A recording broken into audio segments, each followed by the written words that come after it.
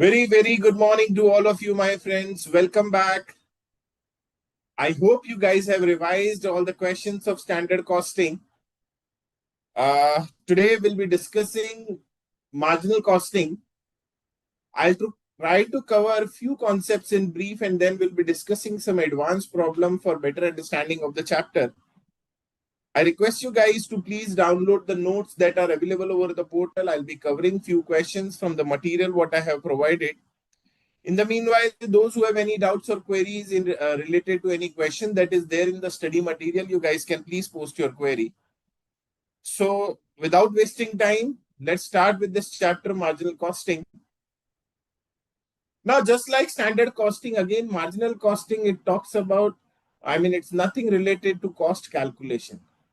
Again, it's a part of management accounting and it assists management in decision making. Apart from this, when talking about what all points will be covered in this chapter, before starting with this chapter, let me give you a brief about few points. When talking about marginal cost, the marginal cost is the cost of producing additional units. So if we are producing one extra unit, how much cost extra is incurred is what we call as marginal cost.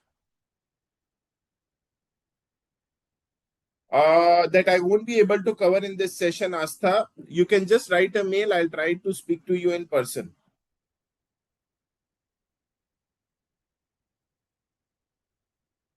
CMA-inter@ICAI.in. Okay, Astha?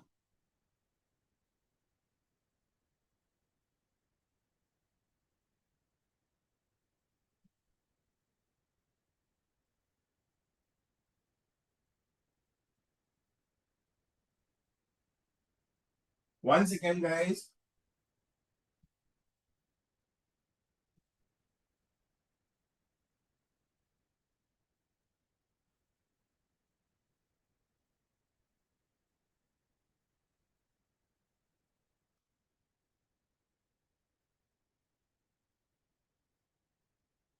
CMA-inter@ICAI.in.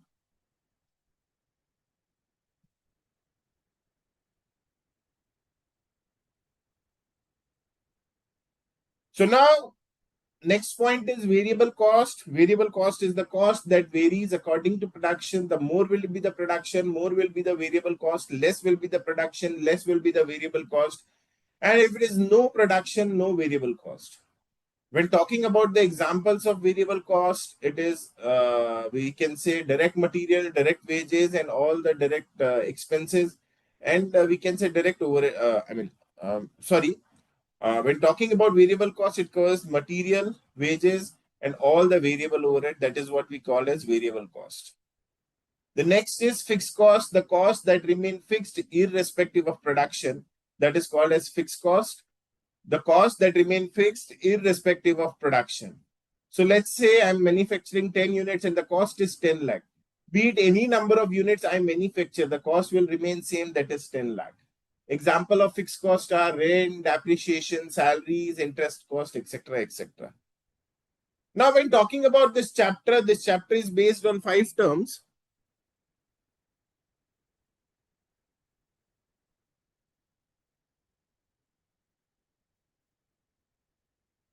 This is sales,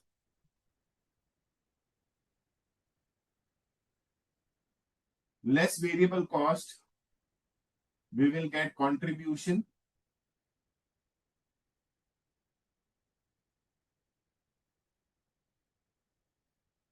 If we subtract fixed cost from contribution,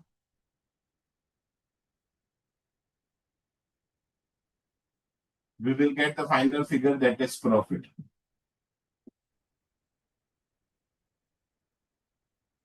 So this chapter marginal cost is based on, yes, we can use this terms interchangeably.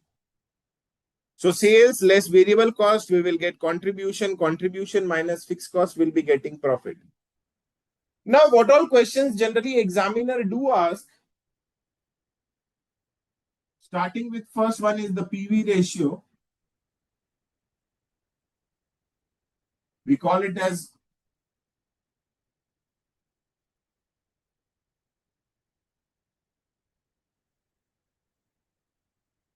The formula is contribution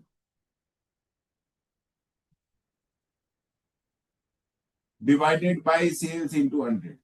So what is the percentage of contribution to sales? This PV ratio help us to figure out.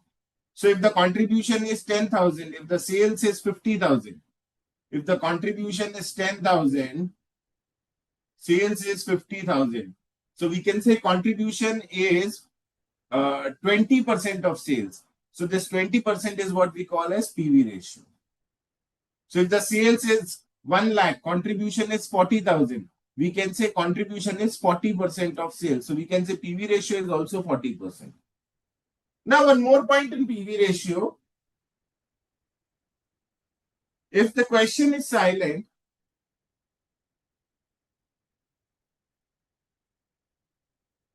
then PV ratio remain constant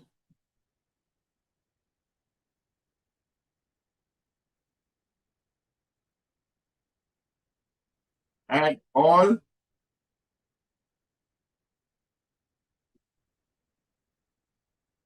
the level of sales. However, if question specifies about change in selling price per unit or variable cost per unit, then PV ratio will change. So what I want to say is, if the number of units are increasing or decreasing, so if the sales is increasing or decreasing, we will assume that the number of units are increasing and decreasing and there is no change in PV ratio.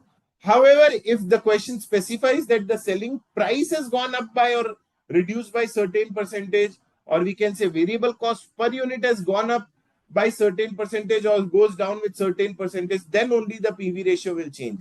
Rest PV ratio will remain constant. So if there is any change in selling price per unit or variable cost per unit, the question will specify. If nothing is specified, it means PV ratio is constant at all the level of sales, be it if you manufacture 10,000 units or 50,000 units. The PV ratio will remain constant.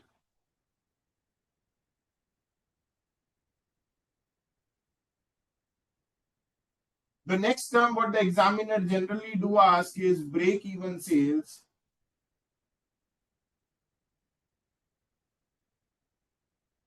The level of sales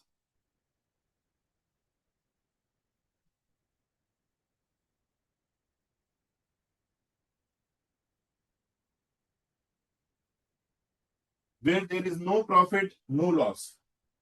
Or we can say the level of sales where sales is equals to total cost. So we can say where the sales is equals to total cost, that will be the break-even point, because the profit will be zero when sales is equals to total cost.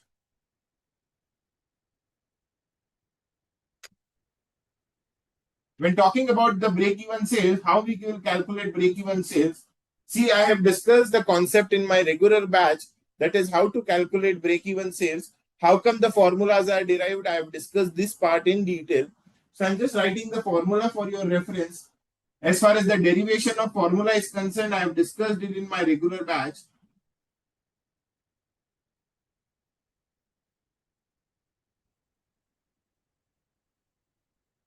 If you want to calculate it in rupees,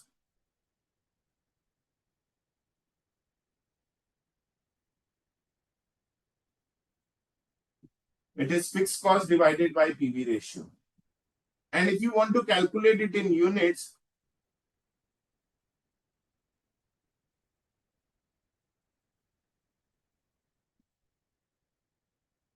fixed cost divided by contribution per unit.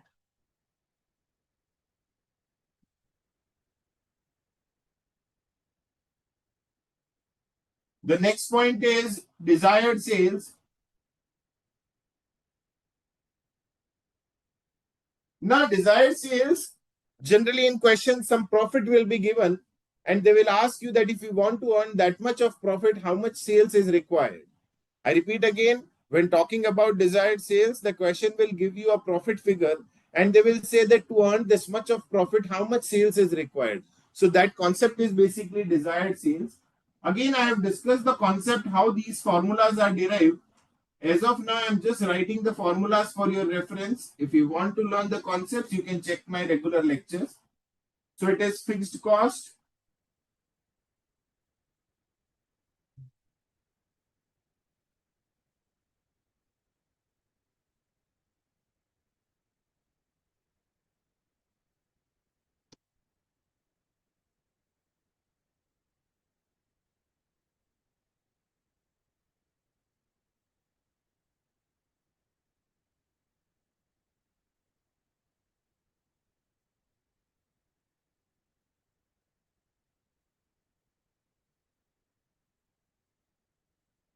Desired sales is done.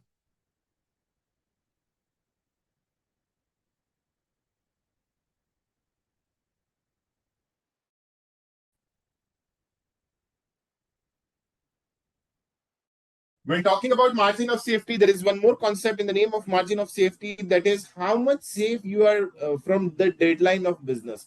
How much you are at present safe from the deadline of business. When talking about how to calculate margin of safety, it's very simple.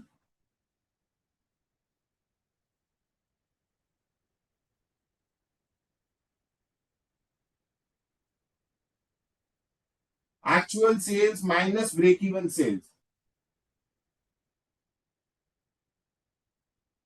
There is another way also to calculate margin of safety if you want to calculate it in rupees or in units.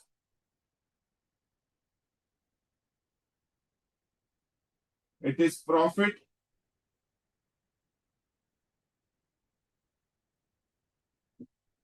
and it is profit.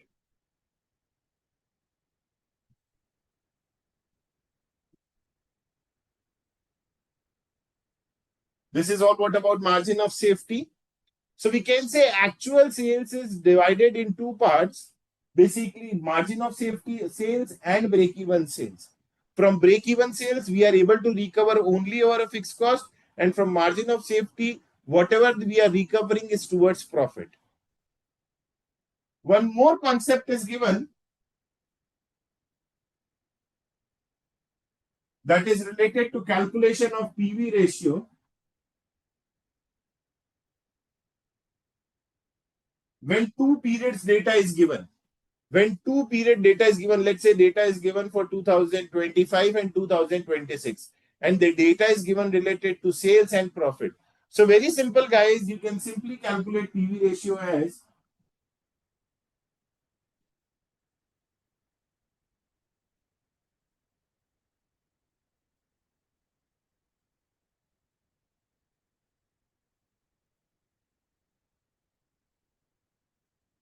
so. This is all what about the basic concepts. I request you guys to copy this summary part, giving you 2 to 3 minutes time to copy this summary. In the meanwhile, those who have any doubts in any of the concepts, you guys can speak to me.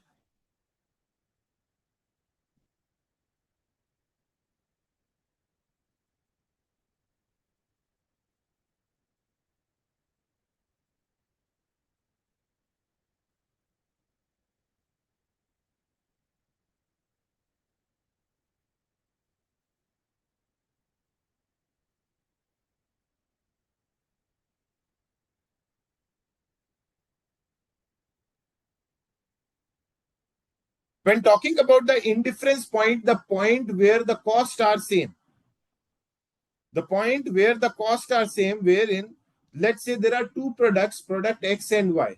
So let's say product X variable cost per unit is given. One second, I'll just discuss this part.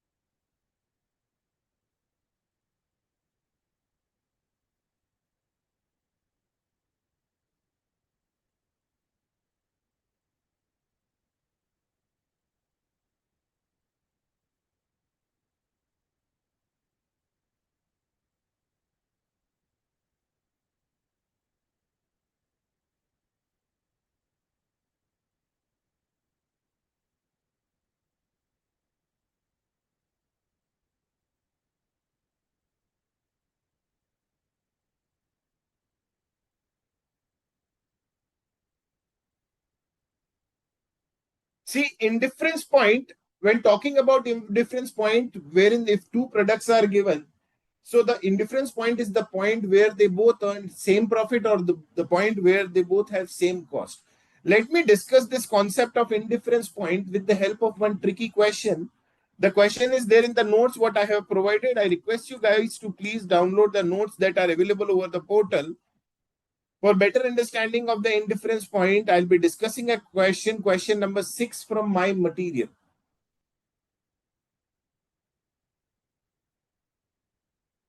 I request you guys to please download the material that is available over the portal, giving you 2 minutes time, and do read question number 6. I'm just sharing the screen also for your reference. Do read question number 6. Herein, I'll be discussing a question. Along with this, I'll be discussing the concept of indifference point also. Take your time, download the notes, and then read the question.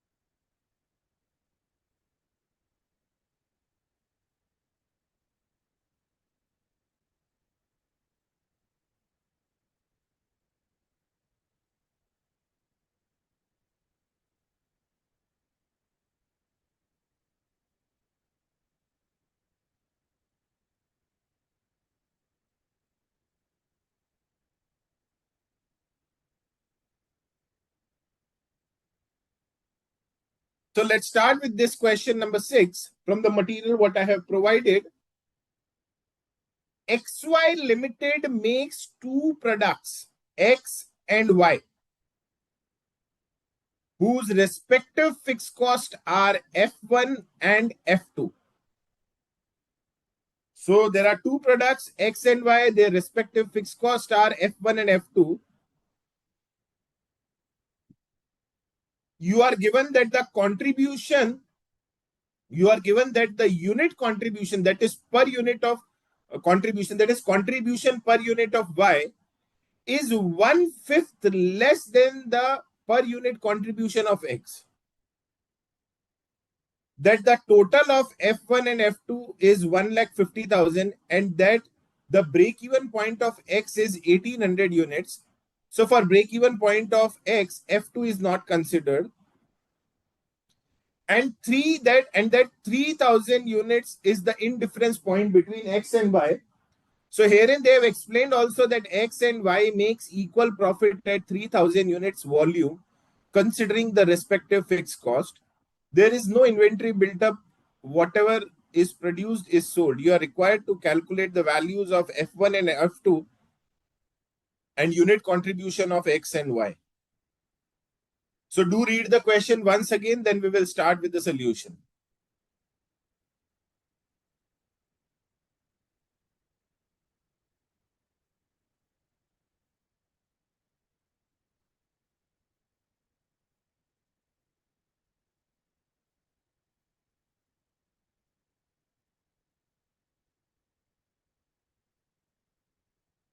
So let's start with question number 6 of the material what I have provided.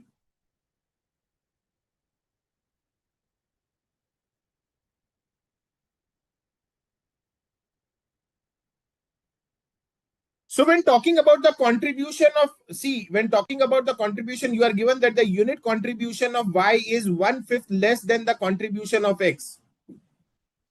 So when talking about the contribution per unit of X,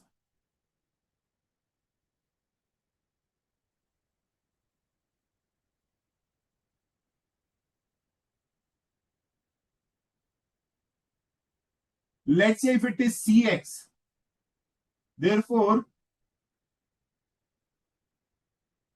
contribution per unit of Y will be how much? CX minus 1/5 of Cx. So we can say it will be 4/5 of Cx, or we can say 0.8 Cx. It is given in the question. See, read the question carefully. That is, that you are given that the per unit contribution of Y is 1/5 less than the unit contribution of X. So if the unit contribution of X is Cx, then Cy will be how much? Cx minus 1/5 Cx. So it will be 4/5 of Cx. 1/5 less means what? 4/5 of Cx. So we can say it is 80% of Cx. Now further additional information is given in the question as regards the fixed cost, and that the total of F1 and F2 is 1,50,000.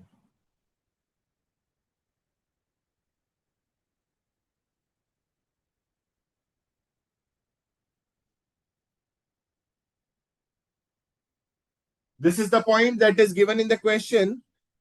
And further, when talking about the break-even point, it is given that the break-even point of X is 1800 units. The additional information is given that break-even point of X is how much?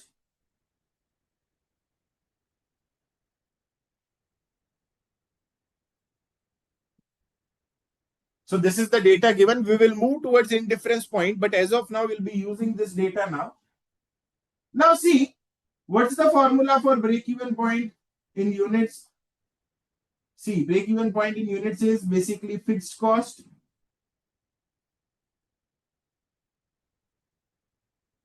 divided by contribution per unit. And break-even point of X is given, that is 1800 units. So fixed cost of X is how much? See, it is given in the question that X and Y Limited makes two products X and Y whose respective fixed costs are F1 and F2. So F1 is the fixed cost of product X and F2 is the fixed cost of product Y. So here we have got the break-even point in units of X. So 1800 units. So fixed cost of X is how much? F1. And the contribution per unit of X is how much? Cx. So it will be F1 will be how much?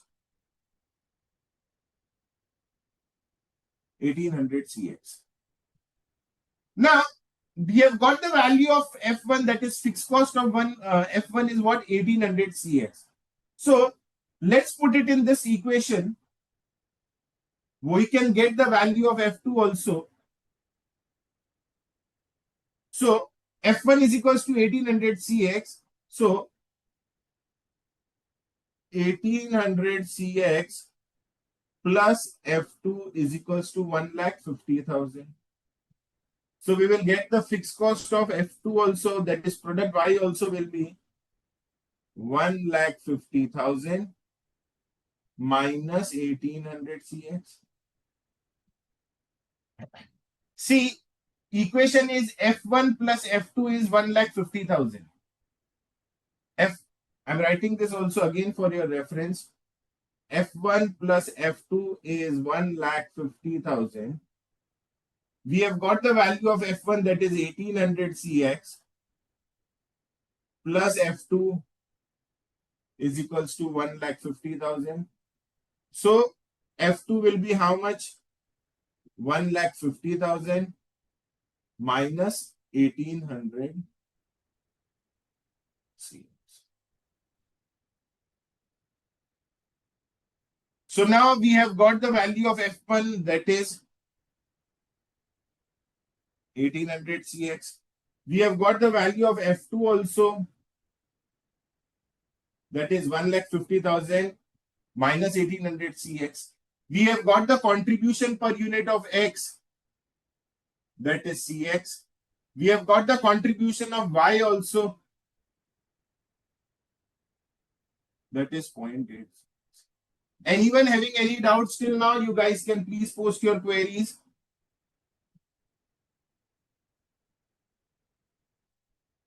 Anyone with any doubts or queries? Yes, Pooja, Shakti, Sid, and Astha, any doubts?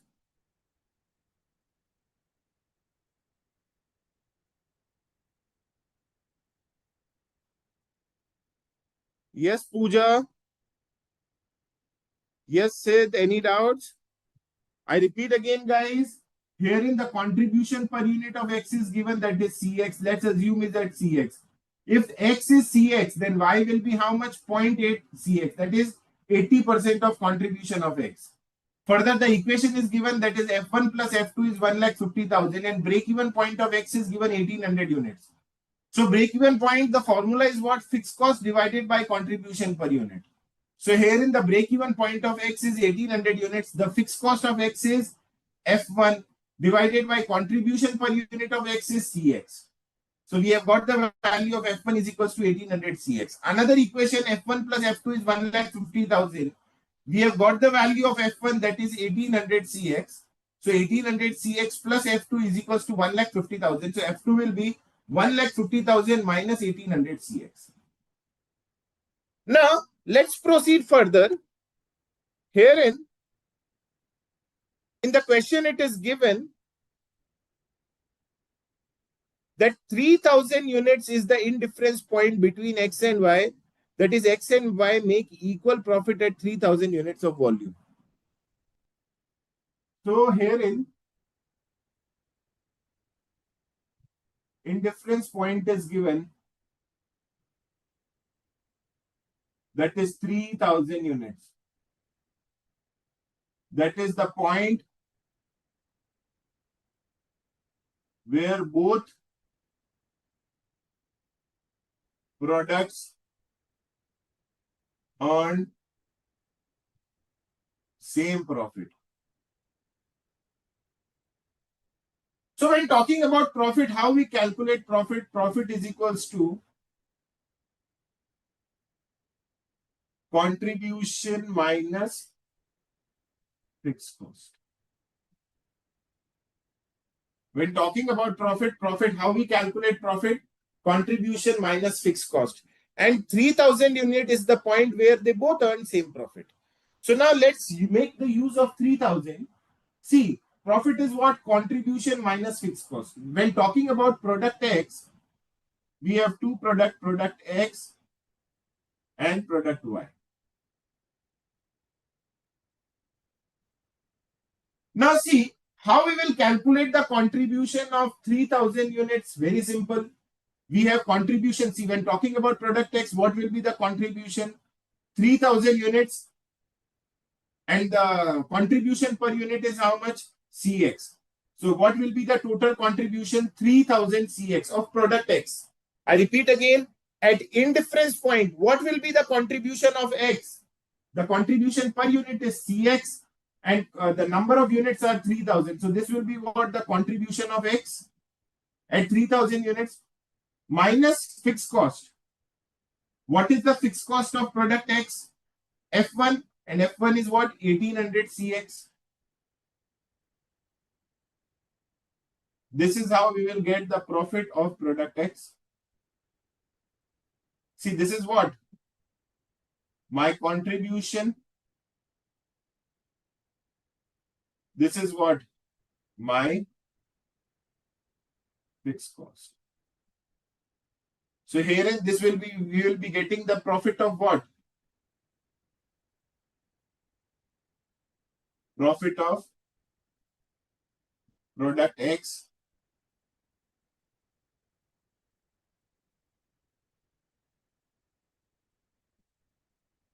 This is how we will be getting the profit of product X at indifference point. We will equate this with product Y. Again, product Y also. What will be the contribution of product Y? 3000 units into 0.8x.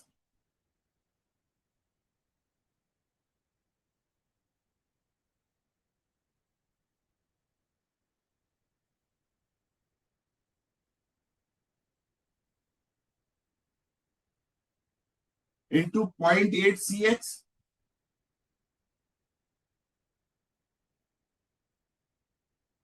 minus the fixed cost of Y, that is F2. F2 is equals to 1,50,000 minus 1800 Cx.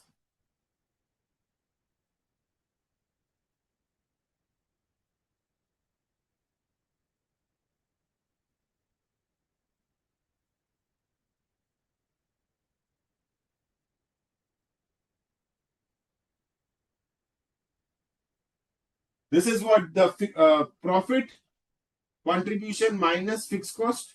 This is how we will get the profit of Y. So let's calculate it now. So we have 3000 CX minus 1800 CX. 3000 CX minus 1800 CX. This will be 1200 CX. This should be equal to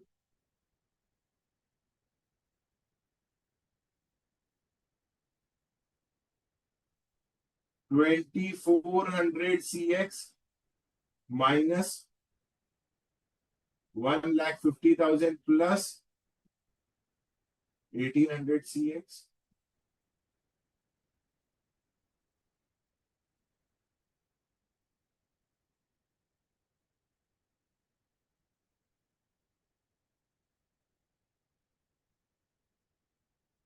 So this will be 2400 plus 1800. That is 4200.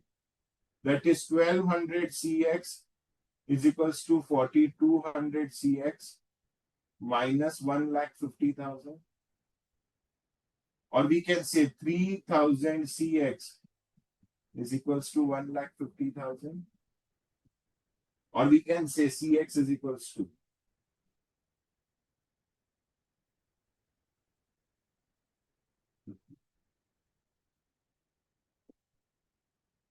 Anyone with any doubts or queries?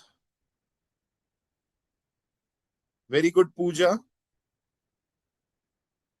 So since we have got CX, that is the contribution of X, therefore, CY will be how much? 50 into 0.8. CX is 0.8 CX. So 0.8 into 50. That is 40 rupees. This is what the contribution of Y is. So contribution of X is what? 50. So contribution of Y will be what? 40. We can also calculate the fixed cost of X and Y. So therefore, F1 is how much? 1800 into CX. So therefore, it will be 1800 into 50.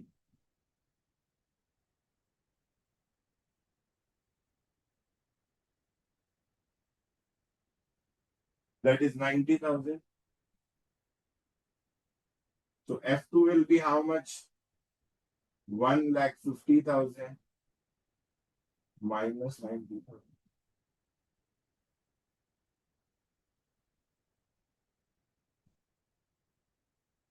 This is F2. This is F1. This is CX. This is C. So these are the four figures what we have calculated. Anyone with any doubts or queries, you guys can post your doubts or queries. Further giving you 2 to 3 minutes time to copy everything. Again, don't take the screenshot. See, when I'm discussing few problems, just write it down the solution. See, in most of the cases, if I'm discussing the question of study material, it's okay if you take the screenshot. But when talking about this problem specifically, just note down the concepts along with this, all the calculations, please.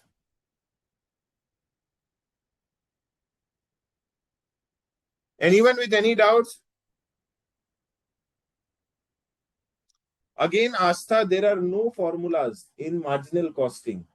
I even didn't see the indifference point is the point where the profits are same. So the point is there are no formulas in marginal costing. The point is focus on the concepts, then only you will be able to solve the question. Anything, I hope this point is clear, Astha.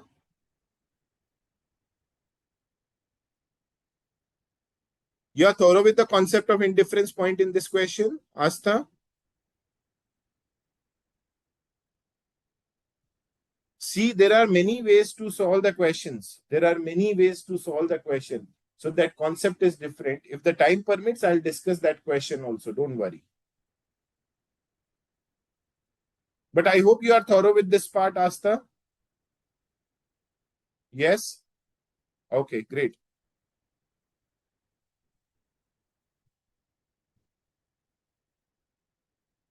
Giving you 2 minutes time to copy everything.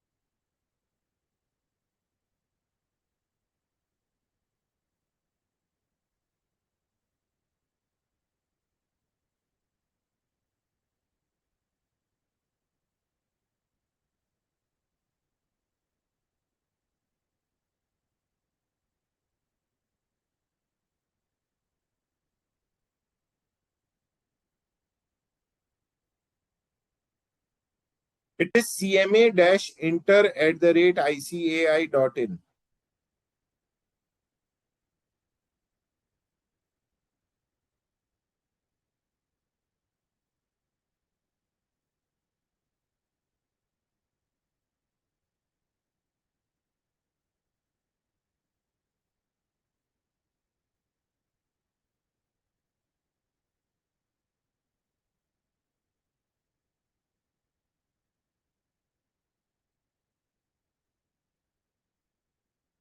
No, not underscore. CMA-inter, not underscore.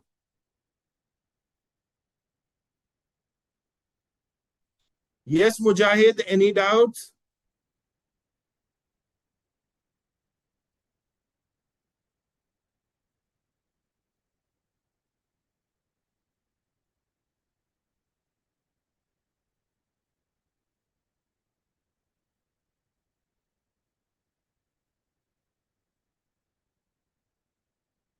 Yes, Astha.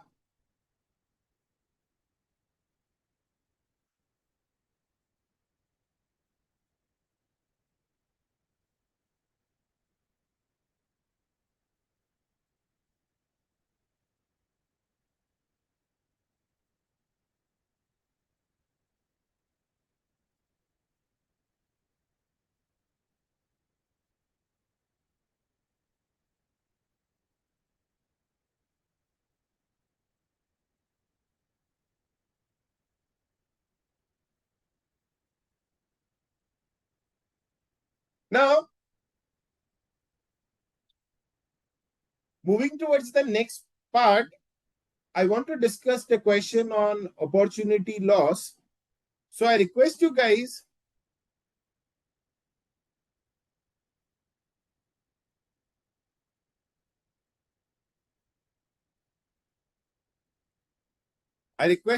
to open question number 3 from my material.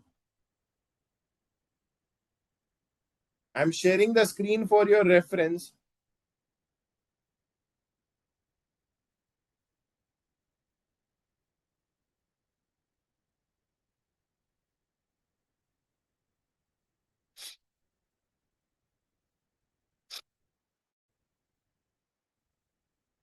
So let's start with this question number 3. A company can make any one of the 3 products, either X, Y, or Z in a year. It can exercise its option only at the beginning of the year. So there are 3 options. Company can either manufacture X or Y or Z. And once they opt an option to manufacture product X, they will be able to manufacture only product X. Or if they opt to manufacture product Y, they will only manufacture product Y. And if they opt to manufacture product Z, they will only manufacture product Z.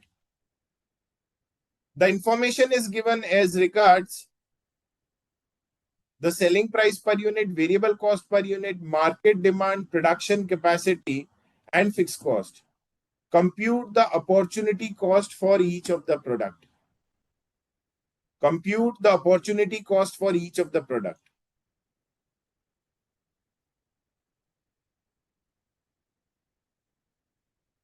So let's start with this question.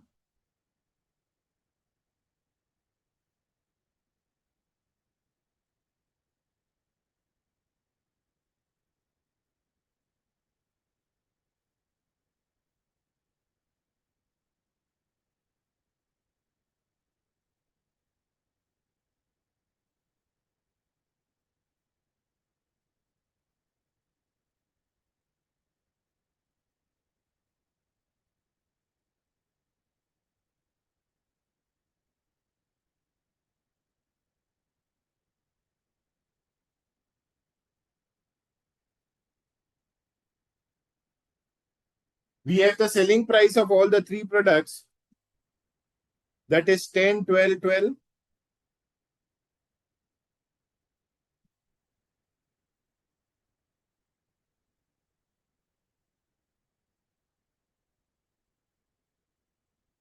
Variable cost of all the 3 products, that is 6, 9, and 7.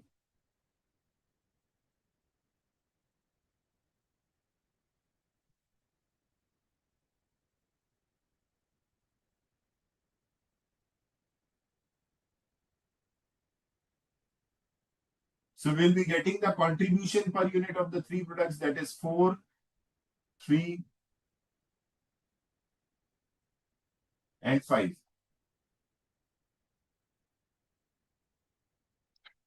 Now see, the market demand is 3,000 units. However, we can manufacture only 2,000 units.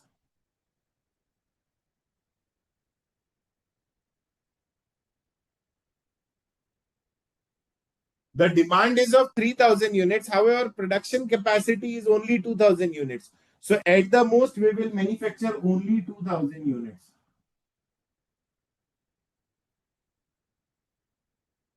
In the second case, the market demand is 2,000 and our production capacity is 3,000. So very simple, guys, we'll be able to manufacture only 2,000 units.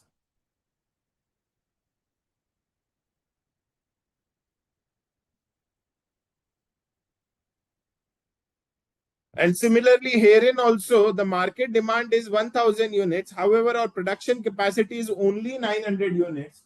So we'll be able to manufacture only 900 units. See, the production capacity or market demand, whichever is less. Now, herein we'll be getting the total contribution.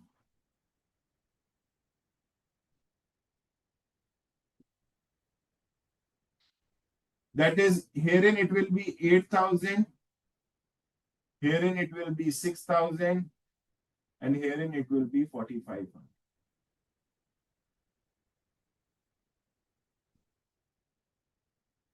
Now we have to write the explanation. So let's say now they are talking about the compute the opportunity cost of each product. So see, let's say if we are manufacturing product X.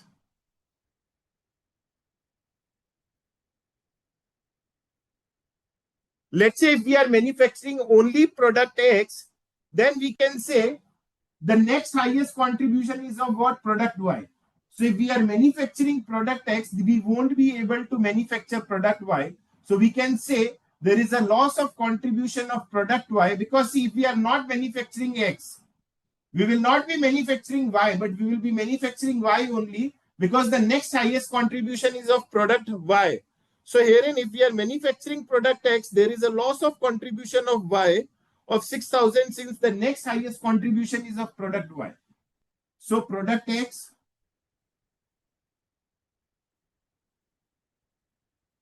if we are manufacturing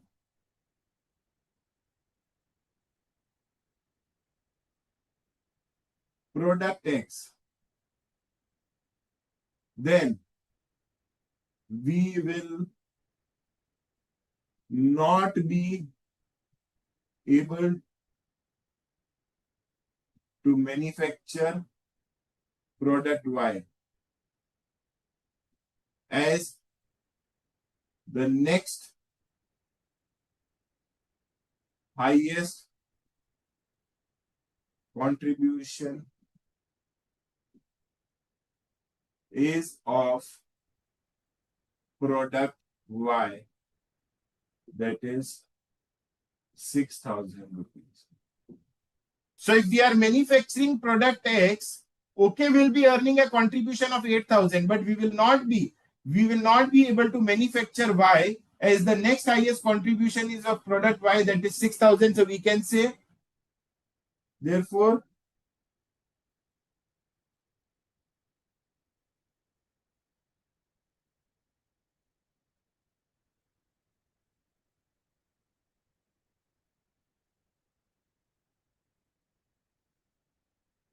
similarly, if we are manufacturing product Y,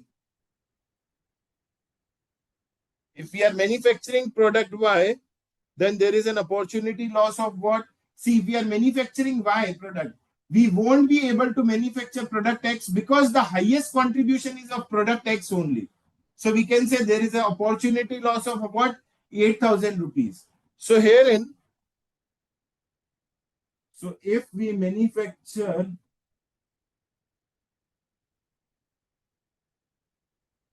product Y,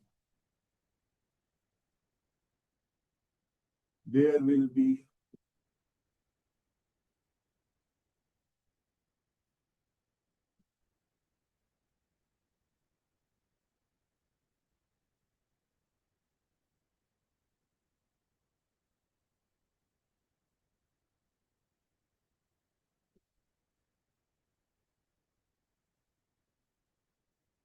And product Z also, if we are manufacturing product Z, we won't be able to manufacture X because the highest contribution is of X only. See, if we are manufacturing X, we will not be able to manufacture Y because the next highest contribution is of Y. But let's say if we are manufacturing Y, we won't be able to manufacture X. If we are manufacturing Z also, we are not being able to manufacture product X because the highest contribution is of product X. So if we manufacture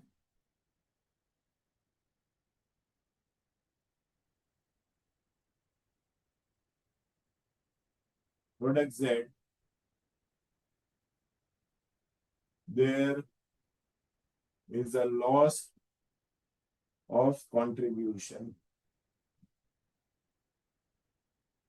of product X of rupees. So we will check the next highest contribution if we are going with the highest contribution product. But if we are manufacturing the less contribution product, the opportunity loss will be of the product X because we are getting the highest contribution in product X. So this is all what the concept of opportunity cost. I request you guys to please copy this explanation. I'm done with. See, the cost of foregone opportunity. That is, if we are manufacturing product X, we will not be able to manufacture product Y. If we are manufacturing product Y, we will not be able to manufacture product X. If we are manufacturing product Z, we will not be able to manufacture product. If we are manufacturing product Z also, we are not being able to manufacture product X. So this is the concept. I request you guys to copy this explanation. Giving you 2 minutes, guys.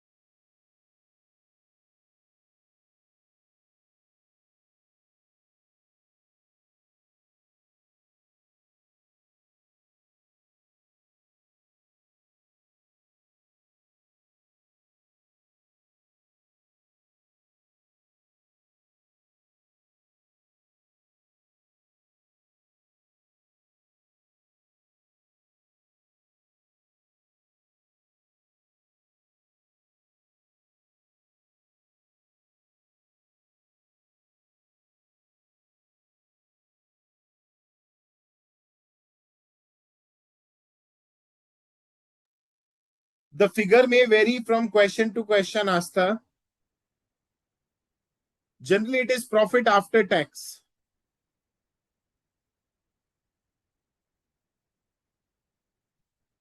Question will given question will give that I want to earn an after tax profit, or if they gives you the details that we want to earn a before tax profit, so some hints or some information will always be given in the question.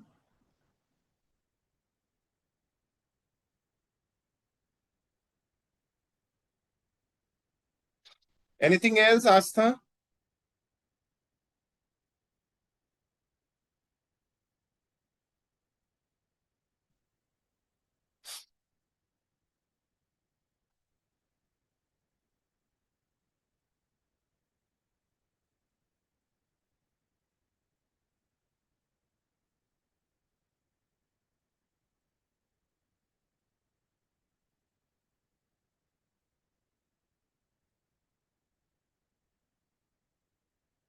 Anyone with any doubts or queries in key factor based questions?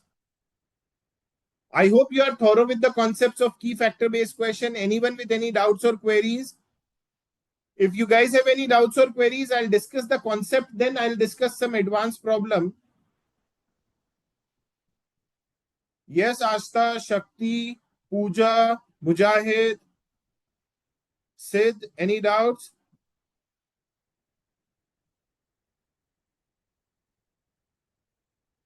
Yes, Astha. Okay, I'll just do the revision also. So see, after tax profit is given 25 lakh. So there is a question from Astha wherein, sir, it is given that the after tax profit is 25 lakh and the tax rate is what? 40%. Then the desired profit before tax is calculated for revised estimated sales. Yes. So 25 lakhs is the profit. This is profit after tax. So that will be 60%. So 100% will be 41 lakh 66,667. So that will be treated as the desired profit. Plus we will add fixed cost divided by PV ratio. Ultimately, the question is only saying that's why we are calculating before tax. It is given that after tax profit is 25 lakh.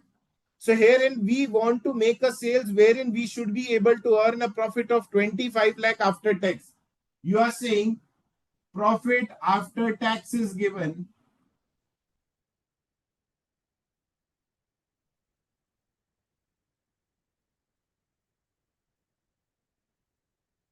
Let's keep it 18 lakh to avoid decimals.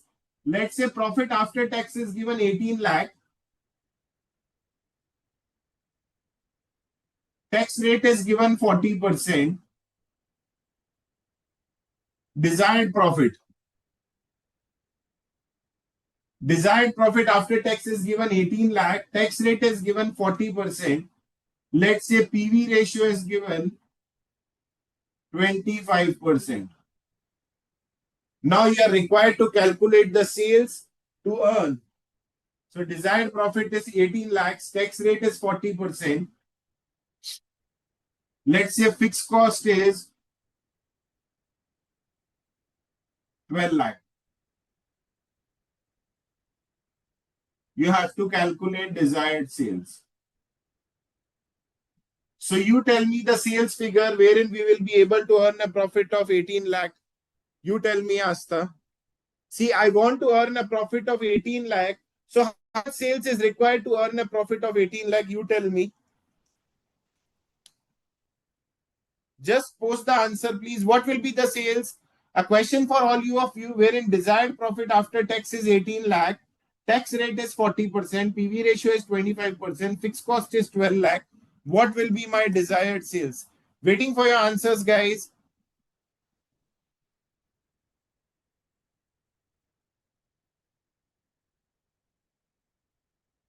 Quick. Waiting for your answer, everyone.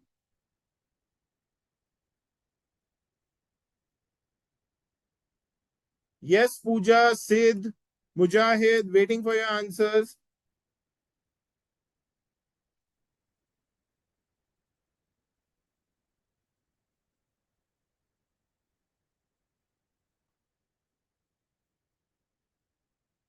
What will be the sales? So my profit will be what? Profit before tax will be.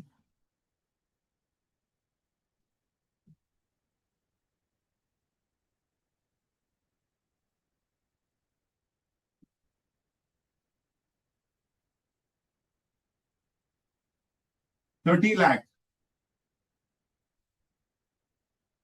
My desired sales will be 30 lakh plus 12 lakh divided by 25%.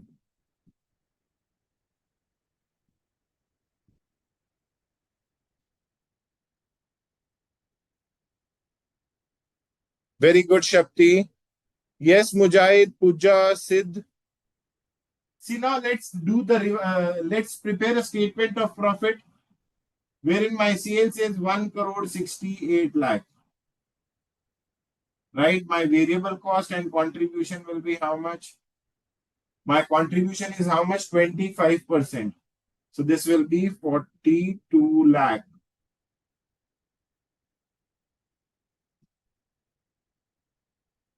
My variable cost will be 1 crore 26 lakh. My fixed cost is how much? 12 lakh. So my profit before tax is how much? 30 lakh. My tax is what? At the rate of 40%. So this will be 12 lakh. So my profit after tax is 18 lakh. And the question also want the profit after tax of 18 lakh. So what went wrong, Astha? I hope this part is clear to you, Astha, now.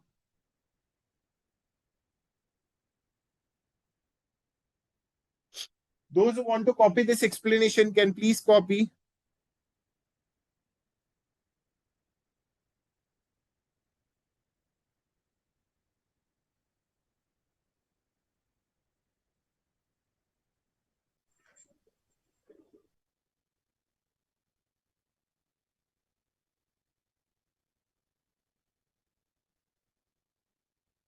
Any doubts, Astha, now? I hope your query is resolved. I hope now your query is resolved now. Yes, Astha? Okay, good.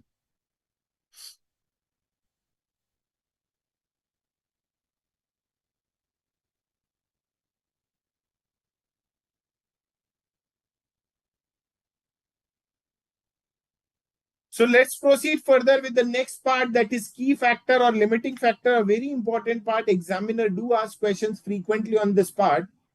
So I'll be discussing first of all a very basic question for better understanding, as one or two students mentioned that please explain the key factor once again. So no worries, I'll be discussing key factor, then we'll take one tricky question on key factor also. I have provided the question in the material. So let's start with key factor or limiting factor.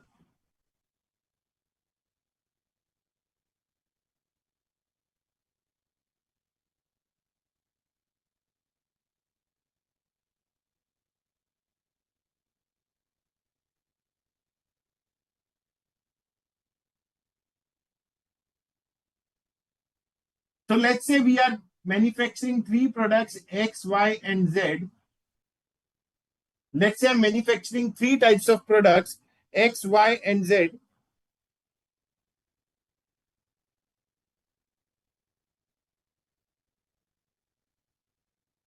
Let's assume that the selling price of these three products is 100, 100, and 100.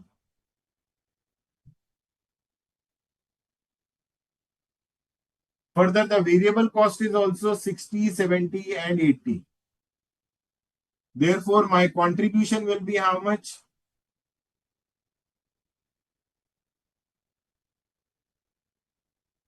40, 30, and 20. So this is my contribution. Now, question has given us the information that my annual requirement of raw material is 1 lakh.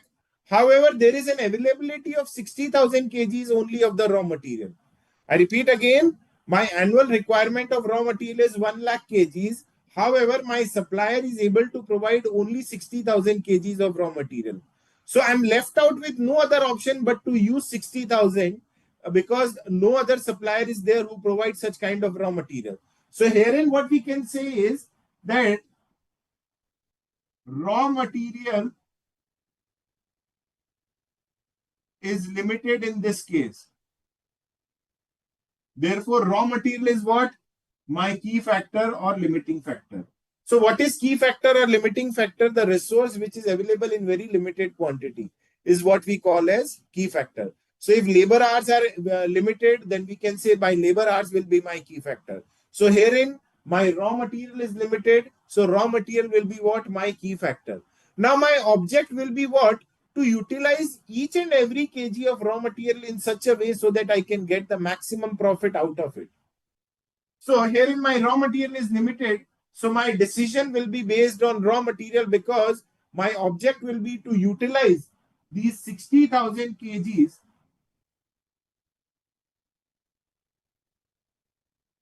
My object will be to utilize these 60,000 kgs in such a way so that I can get maximum profit.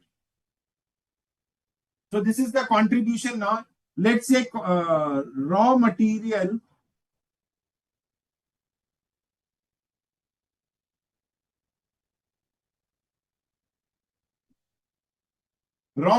required per unit. Since raw material is limited, so raw material required per unit will be the key point. So let's say raw material requirement is 10 kgs for manufacturing product X, 5 kgs for manufacturing product Y, and 4 kgs for manufacturing product Z. 10 kgs, 5 kgs, and 4 kgs. Now, my object will be to utilize this 60,000 kgs in such a way so that I can get the maximum profit. So, herein, this information is very important. That is raw material required per unit. So, with this information, we will be able to calculate contribution per kg of raw material. As I told you, my object will be what? Totally based on raw material. My object will be to utilize the raw material in such a way so that I can get the maximum profit. So herein, see herein, I'm using 10 kgs and I'm getting a profit of 40. So how much profit I'm getting per kg? Rupees 4. Herein, I'm using 5 kgs and I'm getting a profit of 30. So how much profit I'm getting per kg? 6 rupees. Herein, I'm utilizing 4 kgs and I'm getting a profit of what? 20. So how much profit I'm earning per kg? 5.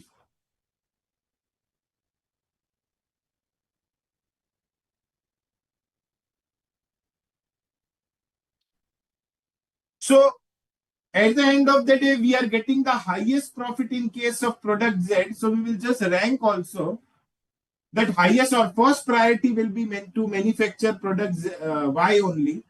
Second priority will be given to Z. And if anything is left out, then we will be utilizing it in manufacturing product X. Now let's take various situations. I'm just explaining the concept in a very quick way. So let's take a situation, first situation, where there is unlimited demand for all the products. If there is unlimited demand for all the products, be it X, be it Y, be it Z, there is not a limited demand, there is unlimited demand. So herein we are very clear that since there is unlimited demand for all the products, so since we are getting the highest profit in case of Y, so we'll be manufacturing product Y only. So in that case, we will be manufacturing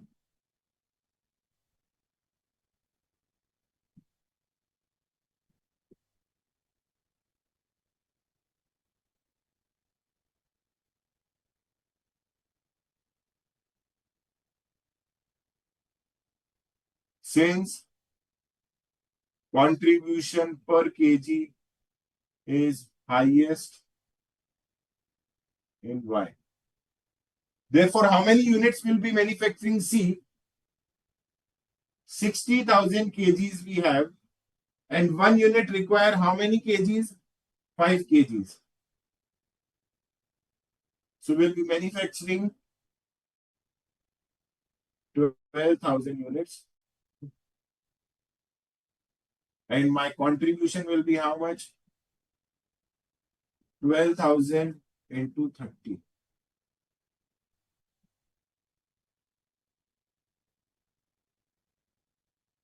This is the highest contribution we will get in all the cases. You can try manufacturing Z or X also, Z also. You will not get 3,60,000.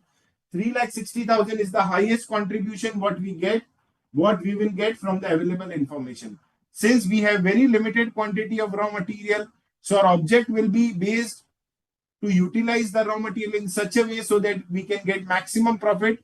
And so accordingly, we will be utilizing, first of all, this information will always be given in the question. So we will calculate contribution per kg of raw material. And the product with the highest contribution per kg of the raw material will be manufactured first, followed by second and third. Now let's take a second situation.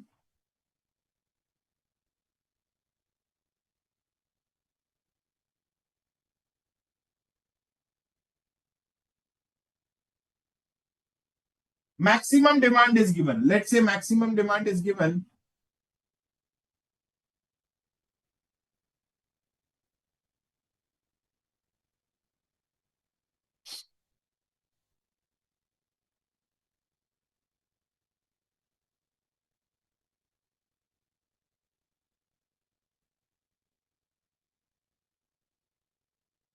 $2,000 units in all the three cases.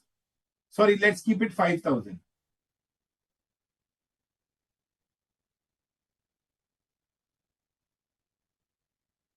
The question says that at the most we can manufacture only 5,000 units of a particular product. So here in this case, since the contribution per kg of raw material is highest in case of Y, so we'll be manufacturing Y first. So we have raw material.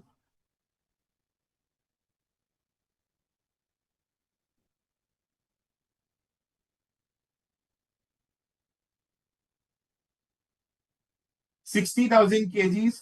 So what we will do, we will manufacture product Y first.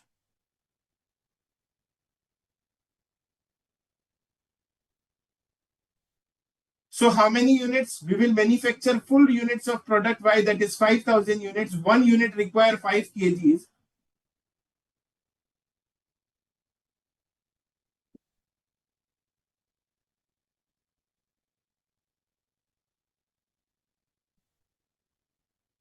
So 25,000 kgs will be utilized in manufacturing product Y. So still we are left out with 35,000 kgs. So then we will move towards manufacturing product Z, wherein 5,000 into 4, 20,000 kgs is required to manufacture full capacity of Z. And we have 35,000 kgs, so not a big deal. So now we will manufacture product Z 5,000 units and requirement is 4 kgs.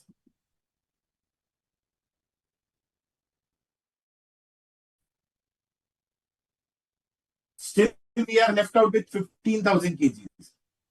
Now to manufacture entire 5,000 of X, we need 50,000 kgs, but we don't have 50,000 kgs.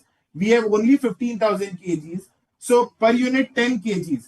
So in short, for product X, we will be able to manufacture only 1,500 units. Since one unit required 10 kg, so 1,500 into 10, it will be 15,000.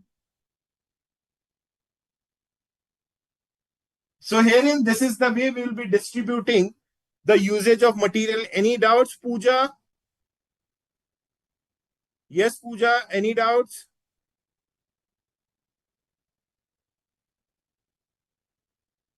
I hope this part is clear to all.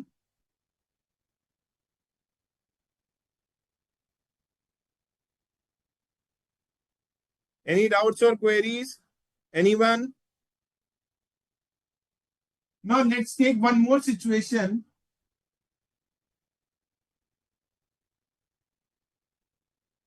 Minimum demand is given, let's say 2,000 units. That is, we have to manufacture 2,000 units at least of a particular product. We can't avoid it. So no worries, guys. We will first fulfill the minimum demand.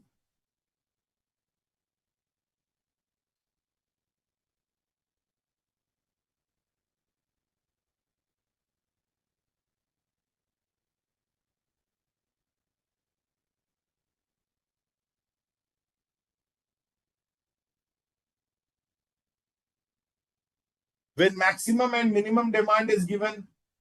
So raw material we have is how much?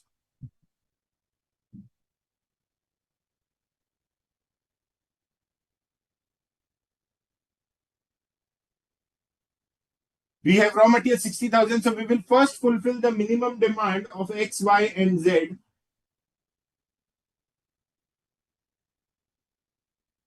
So it's 2000 into 10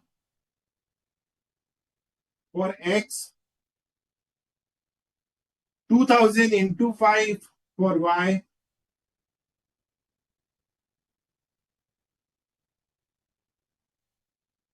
into 4 for Z.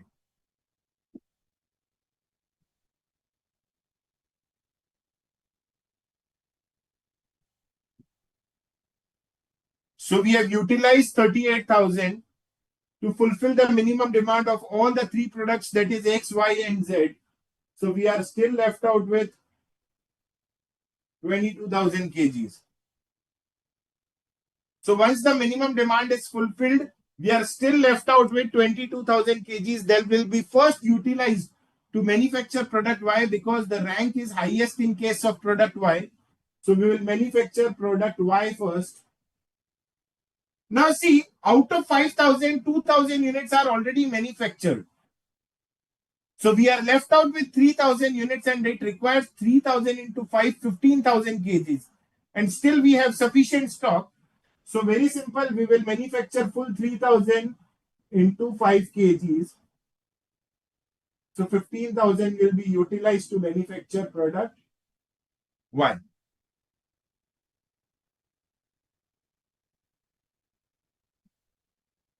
Still we have 7,000 kgs. 1 second, guys.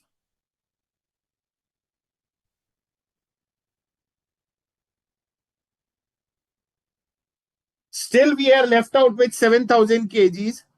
So now we'll move towards product Z. So still 3,000, 3,000 into 4, 12,000 is required.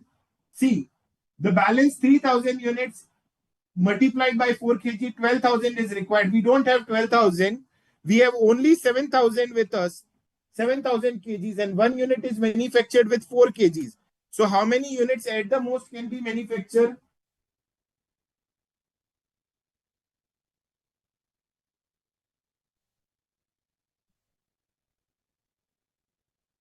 So I'm just continuing with this part from here. So herein we can say we can easily calculate the contribution also.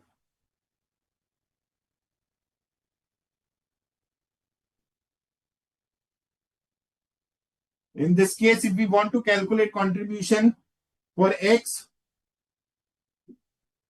for product X, we manufacture 2,000 units.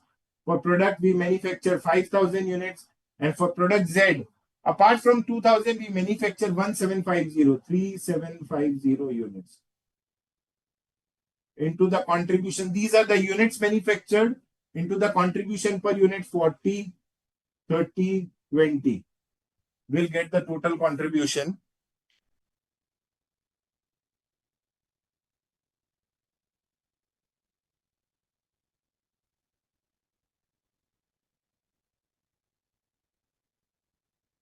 $3,05,000.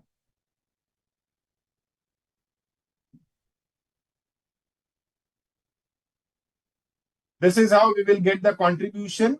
So herein, if unlimited demand, then we will manufacture product Y. If maximum demand is given, then we will manufacture the product with the highest contribution per kg in this case. Then followed by second and third. If minimum and maximum both the demands are given, we will first fulfill the minimum demands, and after that, anything is left out will be used to fulfill the balance demand. We will first start with product with the highest contribution per kg, followed by second and third. So this is the concept. If you guys have any doubts or queries, you guys can please post your queries. So herein very important, guys, very, very important. Herein my raw material was in very limited quantity. Herein my raw material was in very limited quantity. So my decision was based on contribution per kg of raw material. I'm erasing this part, the calculation part. Those who want to copy this part can please copy.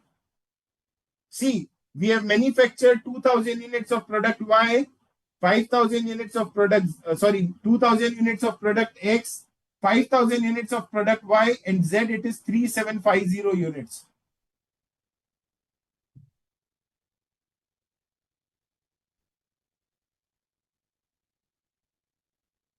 So this is how we will get the contribution. The key is what? This calculation. This calculation is the key.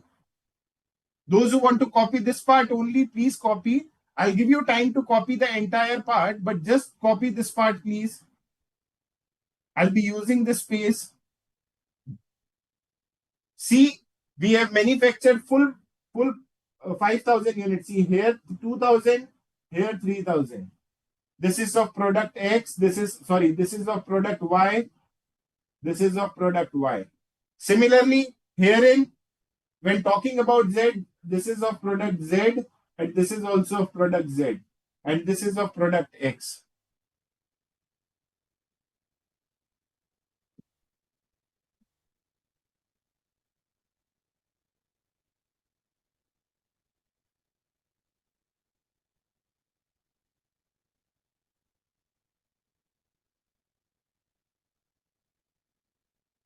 Wait, guys.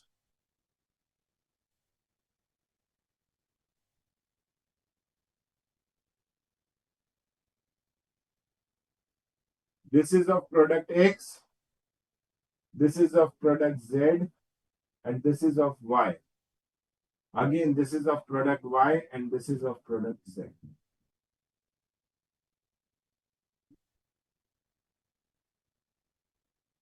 So Y we manufactured 5,000 units, Z we manufactured 3750, and X we manufactured 2,000 units. Now, herein my raw material was my key factor, so entire decision was based that which product to manufacture was based on contribution per kg of raw material. Now let's say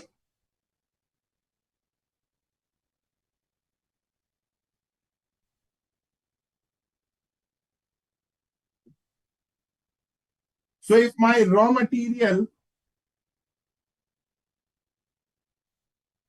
is my key factor, always information, this will always be given in the question. This will always be given in the question. If raw material is the key factor, raw material required per unit will be always be given. So the decision will be based on contribution per kg of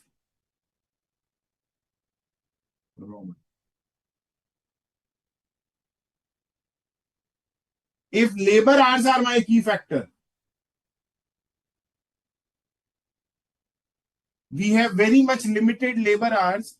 So if labor hours are my key factor, or decision will be based on what? See herein, if raw material was key factor, then contribution per kg of raw material. If labor hours are my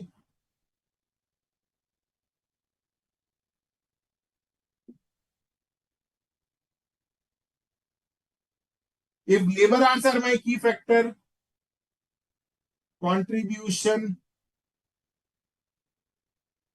per labor hour will be the basis of decision.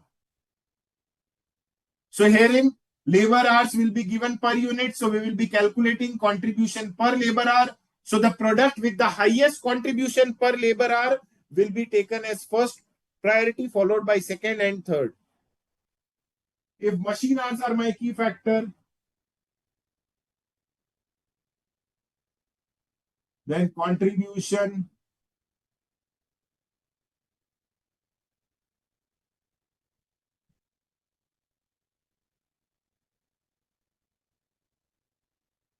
Further, if sales value is my key factor, very important, guys. Generally, questions are not there in the material relating to this part. So if sales value is the key factor, then very important, we have to consider the PV ratio. That is the product with the highest PV ratio should be manufactured first. If sales units, that is, we cannot manufacture more than X number of units, then contribution per unit will be the basis of decision. So if sales value is the key factor, that is, we should not cross a sales of 2 crores, then we will select the product with the highest PV ratio. Further, if the sales units, that is, let's say we cannot manufacture more than 1 lakh units, then the product with the highest contribution per unit should be manufactured first. So this is all what the concept of key factor. I request giving you 5 to 7 minutes time to copy everything. Do copy everything. Very important, guys. Do copy everything. Write down your comments, because many a times students get confused in key factor or limiting factor, and examiner do ask questions on key factor. So giving you 3 to 4 minutes time to copy everything.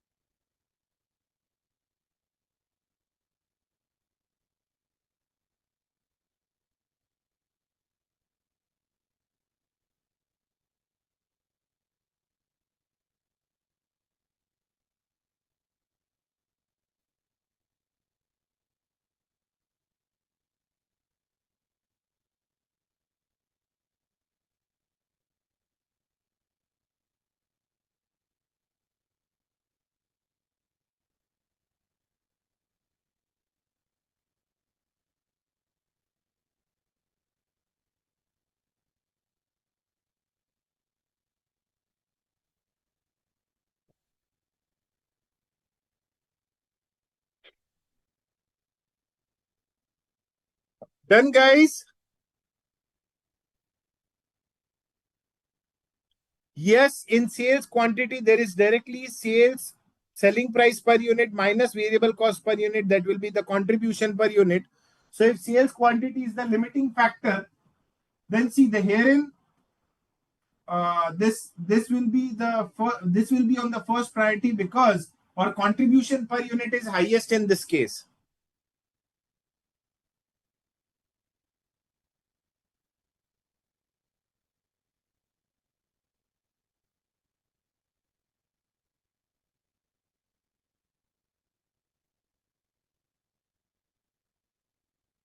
Anyone else with any doubts or queries in this part? Yes. Pooja, hopefully all your queries are resolved. Yes, Astha, Sid, Mujahid, Mr. Sayyed, any doubts?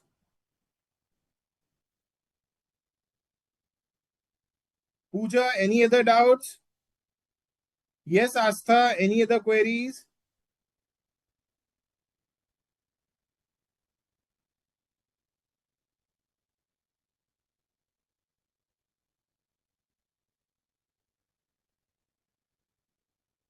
So fine, friends, let's take a break of 15 minutes. I'll be back after 15 minutes with a very good question. Which concept you want me to revise, Sid? Yes, Sid, tell me.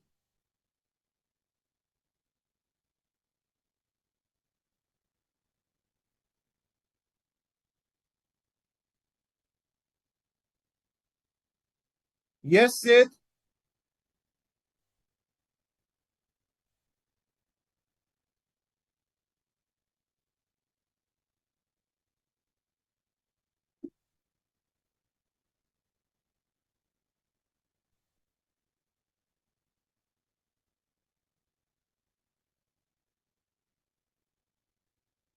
Question number 7.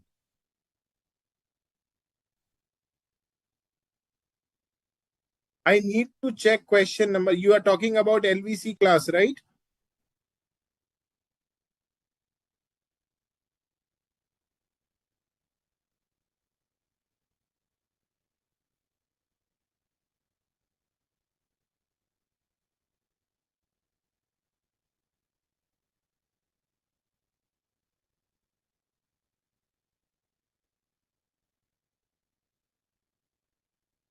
I'll be discussing tomorrow this question number 7 in the regular batch, Astha.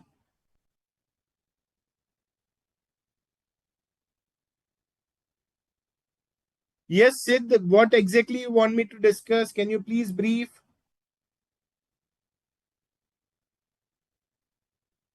So fine, guys. I'll be discussing this question tomorrow, Astha, so you can come and join. So this is all what about the concepts of key factor.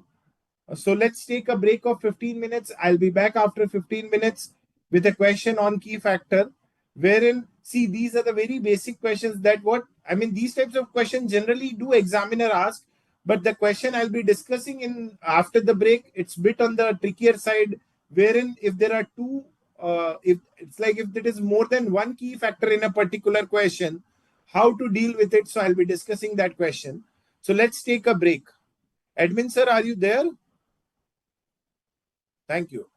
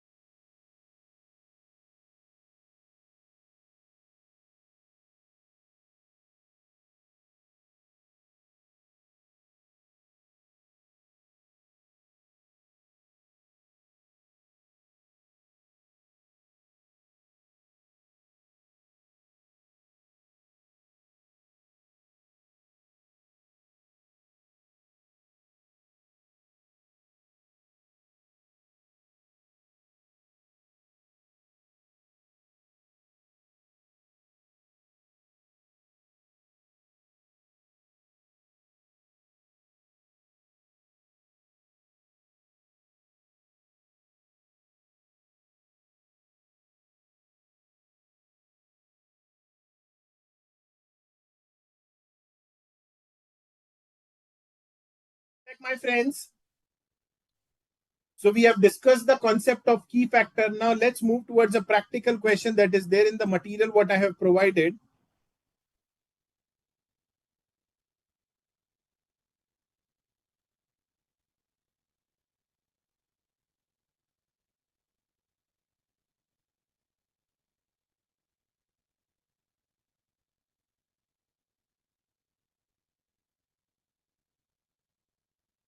I request you guys to open question number 7 of the material what I have provided. Sorry, question number 5 of the material what I have provided. I'll be discussing question number 5.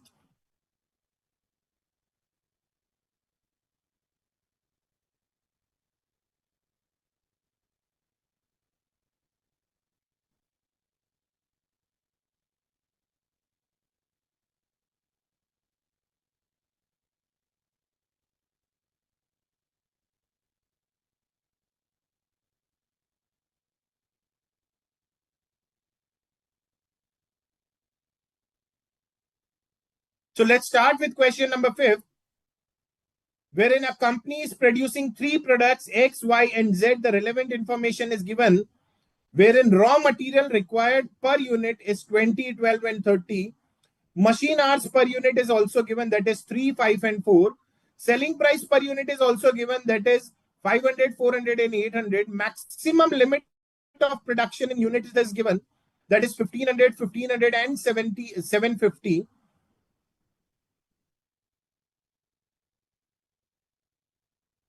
Only 9,200 hours are available for production at a cost of 20 rupees per hour. So the total labor hours are limited up to 9,200 hours only. And 9,200 hours are basically available for machine production. And the cost is 20 rupees per hour. Further, when talking about material, also the maximum 50,000 kgs of material is available at the rate of 20 per kg. Only product mix quantities are to be shown. Calculation of total profit at that product mix is not required. That's okay. On the basis of the above information, determine the product mix to give the highest profit if at least 2 products are produced. So it means we have to find out that which product we should manufacture keeping in mind the available constraints.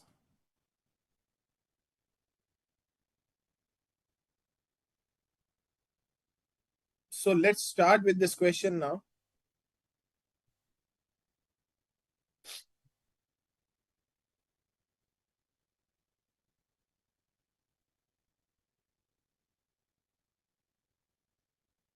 Let me complete this question first.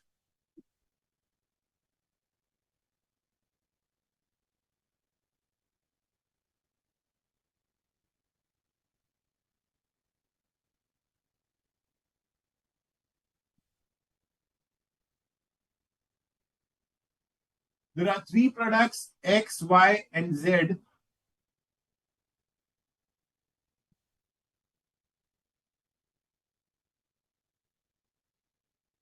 The selling price of the product is given, that is 500, 400, and 800.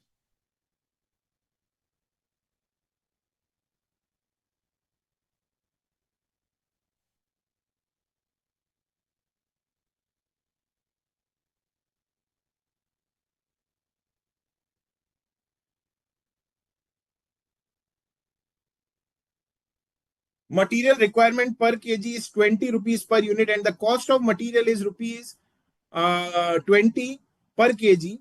So this will be 400.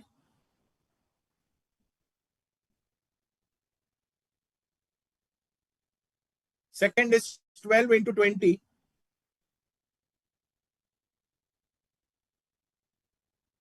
That is 240. And third is 30 into 20. That is 600. Next is labor cost.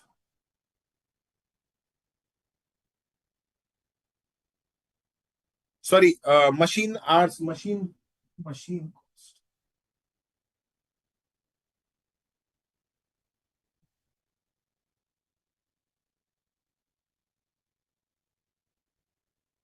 Three hours into 20.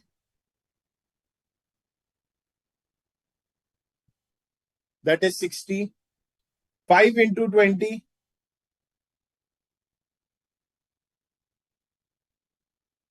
and 4 into 20, that is 80.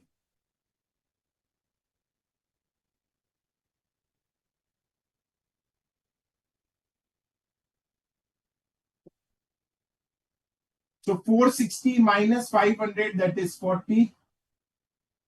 340 minus 400, that is 60. And 680 minus 800, that is 120. So we have got the contribution per unit.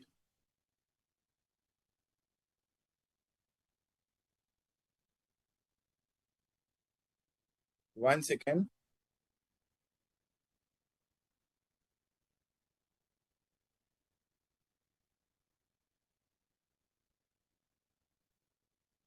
One second, guys.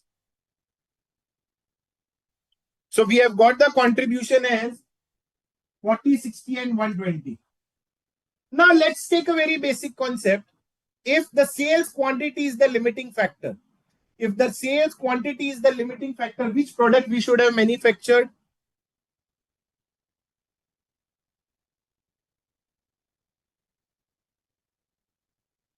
The first priority would have given to Z, second to Y, third to X. This is just for your understanding.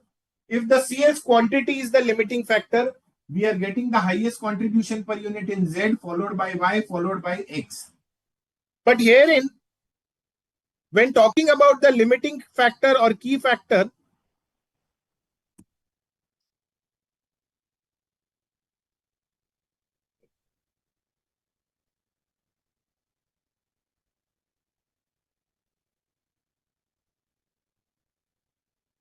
one second, friends.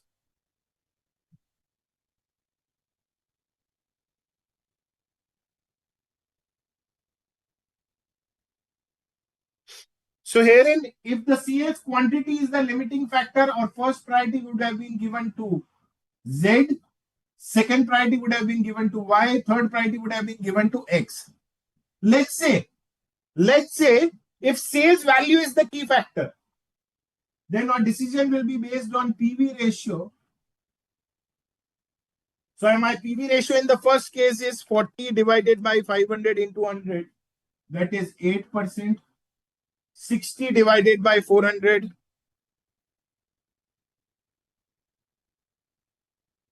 That is 15%. And 120 divided by 800. That is 15%.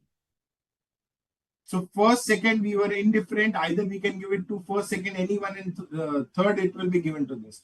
So if the sales quantity is the limiting factor, this would have applied.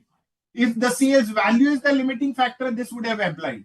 But herein in this case, neither the sales quantity nor the sales value. Herein in this case, machine hours and raw material is the key factor. So now, this is just for your understanding. Now see, there are two key factors. First one is the raw material. Second one is what? The machine hour. So let's start with raw material first of all. So for raw material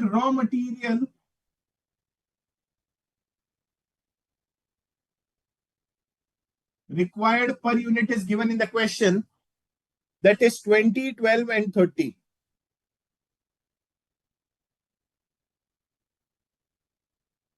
Herein raw material is the key factor. That is, we have only 50,000 kgs of raw material available, and raw material required per unit is 20 kg, 12 kg, and 30 kg. So contribution per kg of raw material will be how much? Herein it will be 2, herein it will be 5, and herein it will be 4. Contribution per kg of raw material will be 2, 5, and 4. So when talking about the priority order, first priority will be given to Y, second to Z, and third to X. So herein the first key factor is the raw material. So the ranking will be done as follows. Now let's move towards the second key factor, that is machine hours.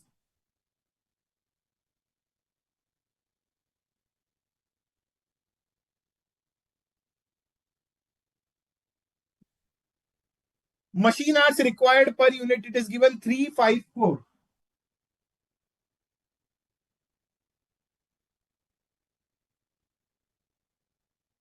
Machine hour required per unit is 3, 5, and 4.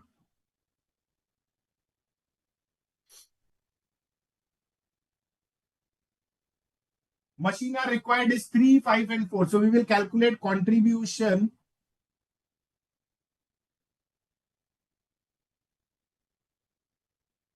per machine hour, that is 40 divided by 3.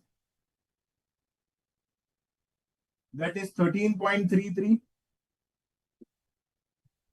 60 divided by 5. That is 12. And Z is what? 120 divided by 4.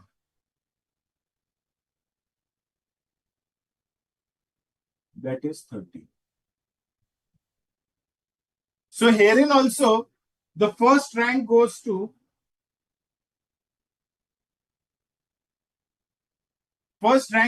Z, second rank goes to X, and third rank goes to Y.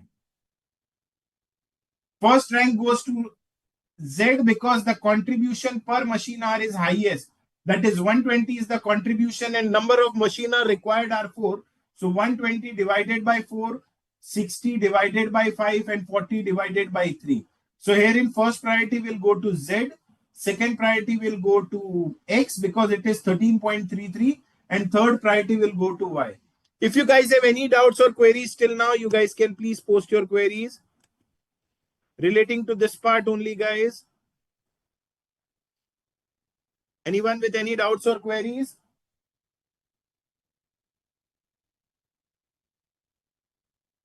Yes. Yes, Pooja, Mujahid, Sayyid, Astha, any doubts?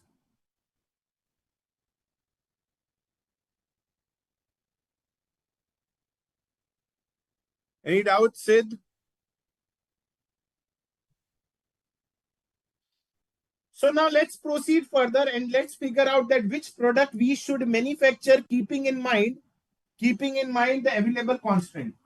So see, herein, in the first case, when talking about the material, if material is the key factor, the third rank goes to X.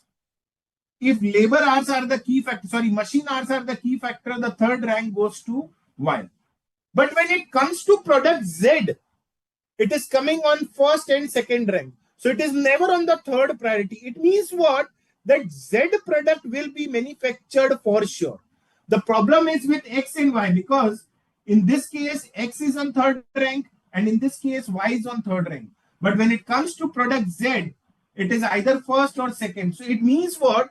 That product Z will be manufactured for sure because the question is also instructing us that we should manufacture at least 2 products. So it means product Z will be manufactured for sure because it is not on the third priority in any of the case. So writing my explanation also wherein product Z will be manufactured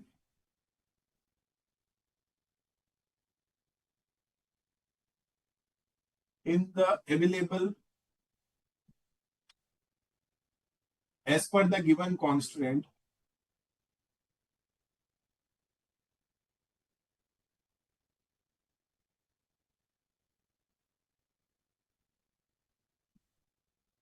since it's not on the third priority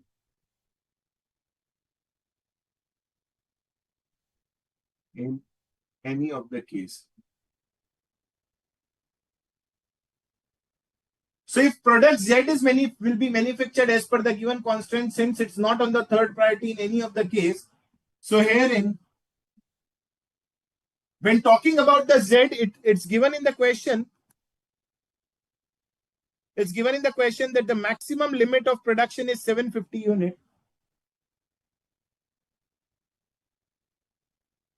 Maximum units of Z is what? 750 units. So machine hours utilized will be how much?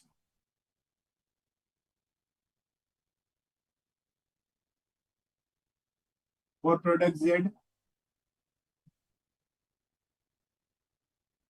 750 units, and machine hour required per unit is 4.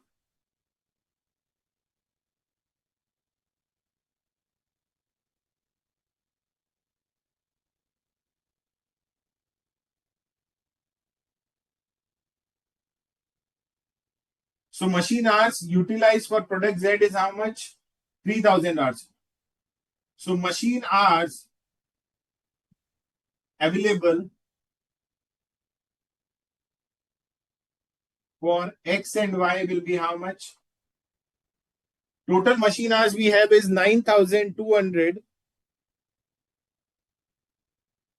of which 3000 hours are utilized.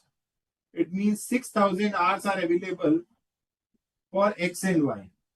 Similarly, raw material for Z, how much it is utilized? 750 units, and 1 unit require 30 kgs. So how much raw material will be utilized? 22,500.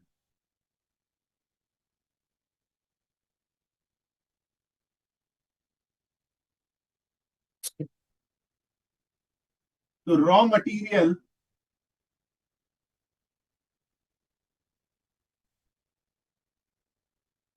available for X and Y will be how much? Total raw material we have is 50,000.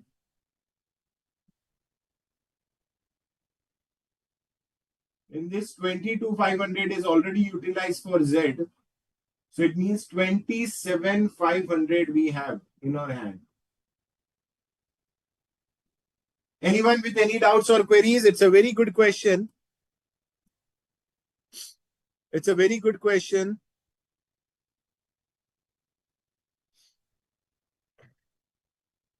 So in short, when talking about the maximum units of Z, what we can manufacture is 750 units.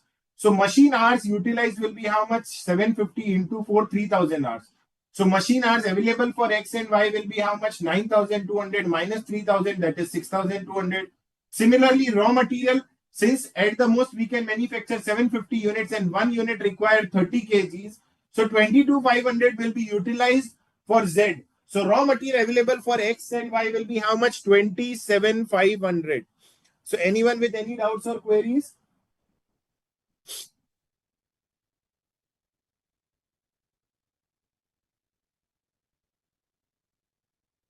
So now let's proceed further. That how many units of X and Y will be manufactured? Now see, we have the raw material and the labor hours availability. Further, we know very well that how much of the raw material is required and how much of the machine hours are required. If we are supposed to manufacture only one product, then it will be product Z only, because it is not on the third priority in any of the case. So we know very well that how much is the raw material required per unit, how much is the labor hours required, machine hours required per unit. So see, let the units manufactured of product X, let the number of units manufactured of product X be X, and let the number of units manufactured of product Y be Y. Let the number of units manufactured of product X be X and product Y be Y. So if X number of units are manufactured for product X, raw material required per unit is 20, and the number of units we are manufacturing is X. Similarly, for Y also, the number of units manufactured are Y, and the raw material required per unit is how much? 12. So this is what? 20 is the raw material per unit into the number of units. 12 is the raw material per unit into number of units. So this should be what? The total raw material of X and Y. That is how much? 27,500 kgs. Similarly, moving towards the second part, when talking about machine hours also, the machine hours per unit is 3 and the number of units we are manufacturing is X. The machine hour for Y is 5 hours per unit into the number of units are Y into the hours available are how much? 6,200. I repeat again, 3 hours per unit into the number of units, 5 hours per unit of Y into the number of units, that should be equal to 6,200. So now let's equate it. We will equate the equation now. So we will solve this simultaneously. So let's say we will multiply this by 5 and we'll multiply this by 12.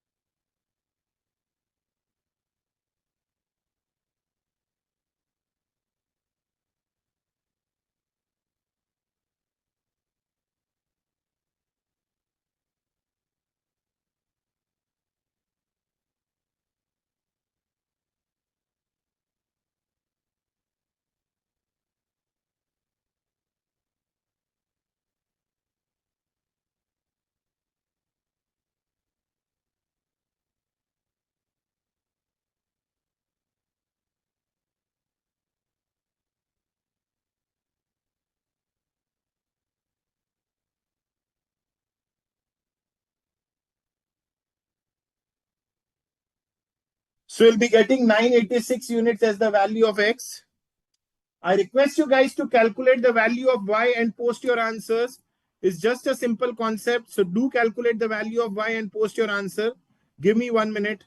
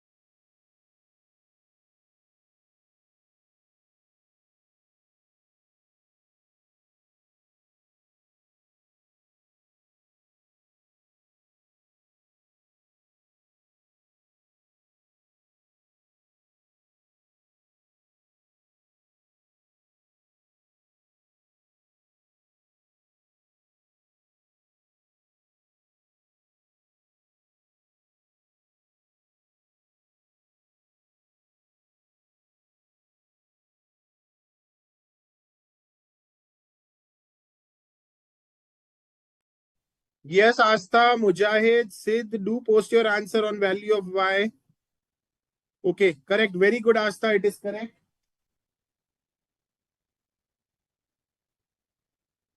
Very good, Pooja. So let's calculate the value of y. So putting the value of x in equation 1.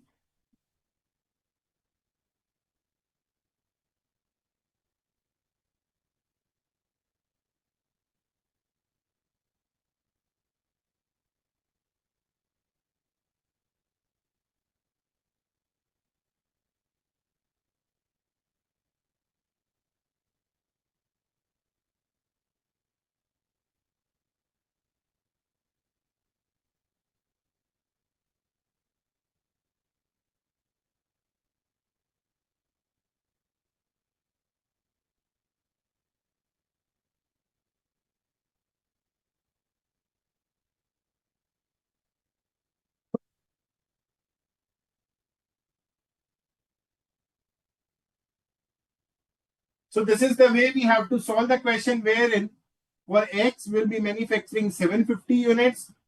Sorry, for z we will be manufacturing 750 units. X will be 986 units and y will be 648 units. So when you find these types of question wherein there are two key factors, because in the previous sessions also, in many classes, students mentioned that, sir, how to deal with the situation wherein there are two key factors. So this is the best way to solve the question wherein try to arrange everything in this table and thereafter check out that the product, if who is on the not on the third rank, will be manufactured for sure. So let's manufacture that product, and then for the other two products, prepare the simultaneous equation and then solve the question. If you guys have any doubts or queries in this part, you guys can please post your query. I'm done with this explanation. And further, I request you guys to copy this explanation also.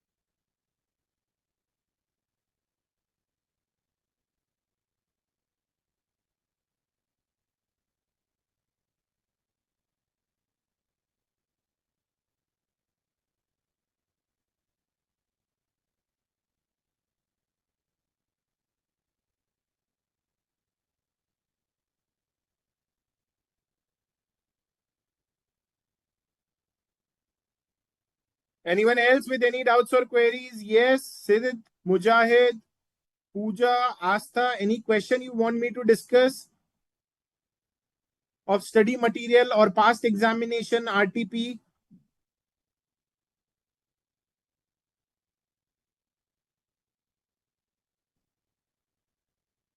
Let me check.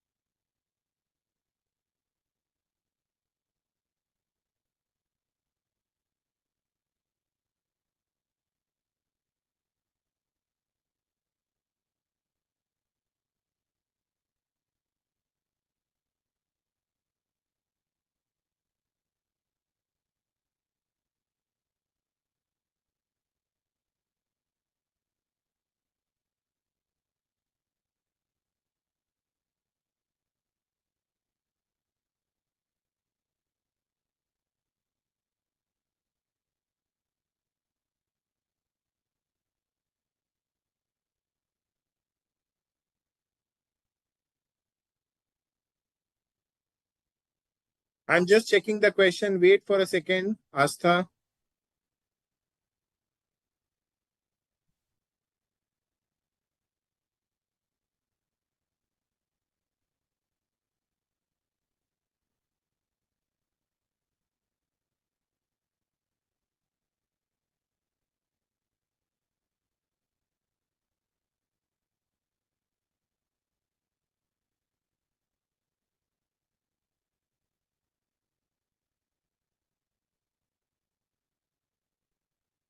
So here in under or over budget, me see the actual sales figure is given, and how what is the difference between the budget and actual. This is what the variance is given in this question. So you have to calculate budgeted sales and budgeted profit. That's what it is. Since the question is asking us to calculate the fixed cost and the break even sales, for this you need to calculate the PV ratio. So PV ratio will be calculated using the budgeted figures.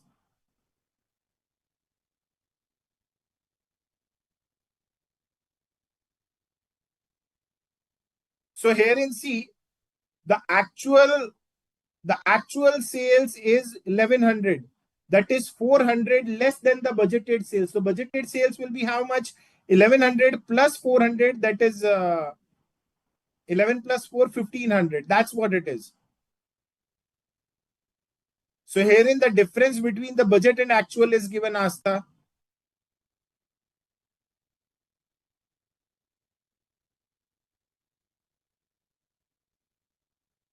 See, costing is all what about budgeted data. So these PV ratio and all are always calculated using budgeted data. Costing is all what about budget. That's what it is.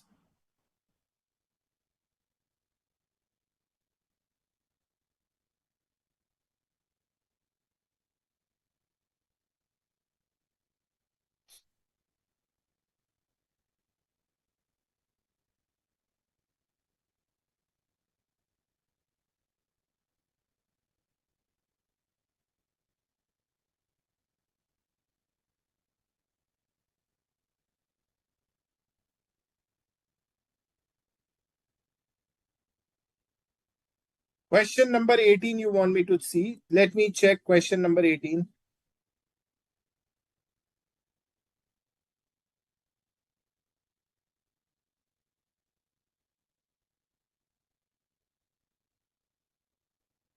See, herein the question is asking you to calculate the indifference point between two machinery. So the point is very simple. It's not just forget about the formula.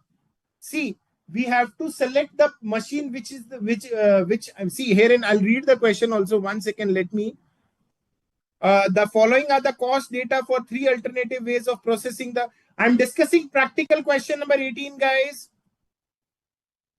There is a query from Astha, so I'm discussing practical question number 18, wherein the following are the cost data for the three alternative ways of processing the clerical work for the cases brought before the LC court system, wherein manual, semi-automatic, and fully automatic. So monthly fixed cost is given, and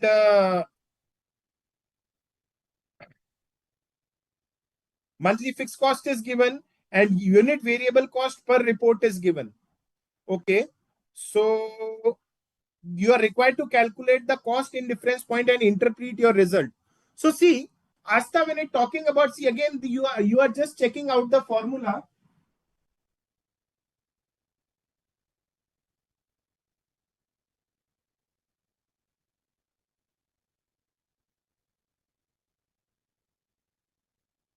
Indifference point is the point where the costs are same or profit are same.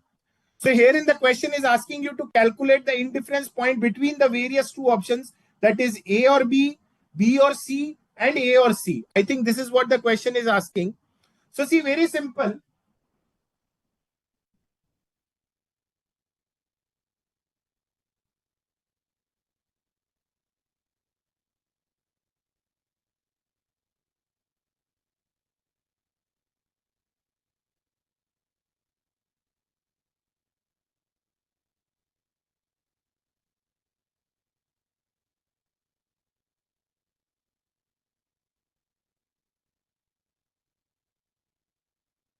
See, depending upon the question, you have to figure out that the cost is same or profit are same.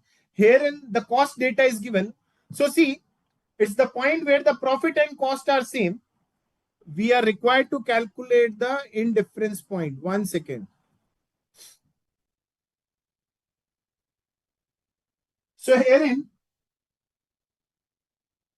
let the units I've not just gone through the complete question. I'm just solving your doubt. Let the units manufactured be X. Let the units manufactured be X. So let's say if we are going as per the manual approach, what will be my variable cost? Product option A and option B. These are the two options, option A and option B. If we are going with the option A, what will be my total cost? Variable cost is 200 plus 40, 240, right? So variable cost is 240 into X for option A, plus my fixed cost is how much? 15,000. This is what the total cost of A. Similarly, total cost of B will be how much? 80 plus 60, that is 140 into X. This is what my variable cost, and my fixed cost is how much? 15 plus 5, 20, 20 plus 25, 45,000. This is what total cost of B. Now, X is the point of indifference. Let's say that let the units manufactured be X at indifference point. So at indifference point, they should be same. So equated, it should be equal to this. So we will get the value of X as 100X is equals to 30,000. So X will be 300 units. I hope it is clear. Astha, any doubts? Yes, Astha, any doubts? See, indifference point, there are no formulas. The formula is very simple. Variable cost plus fixed cost should be equal to variable cost plus fixed cost. Any doubts, Astha, now?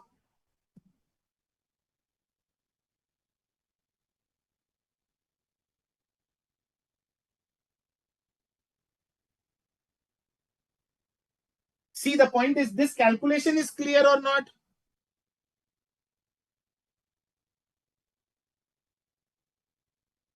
You are facing problem in this calculation, right, Astha? This part is clear. I think earlier you were finding it difficult, right? Yes, Astha?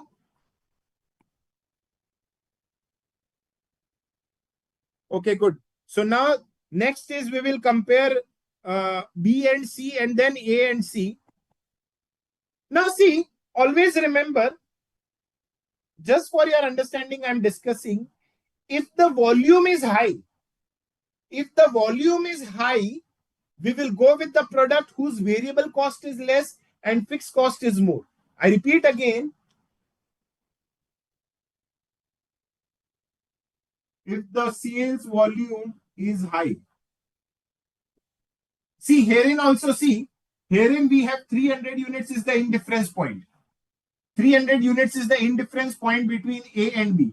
If it is more than 300 units, if the production goes more than 300 units, at 300 units, we are indifferent. We can use either A option or B option.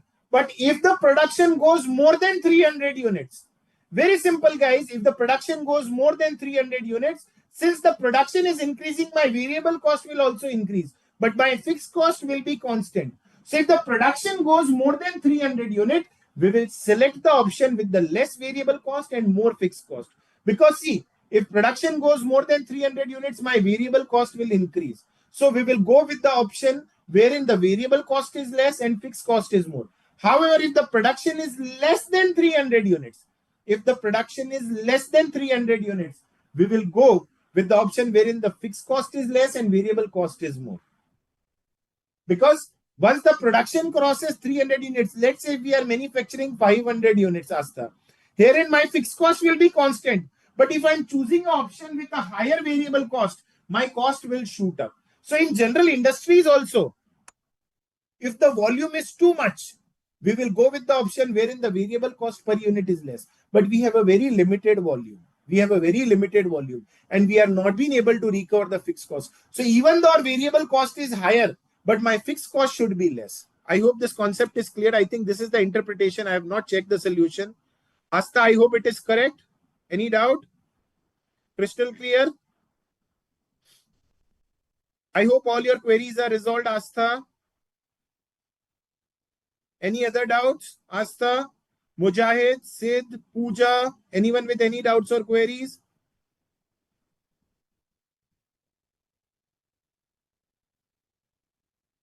So, Asta, I think the purpose of discussing this question is to make you understand that there are no formulas that difference in fixed cost, difference in variable cost. The point is very simple that at indifference point, either cost or profit should be same. So herein we are talking about cost. So variable cost plus fixed cost should be equal to variable cost plus fixed cost. That's it. So ultimately, that you can just drop me a mail. Anyone else with any doubts or queries?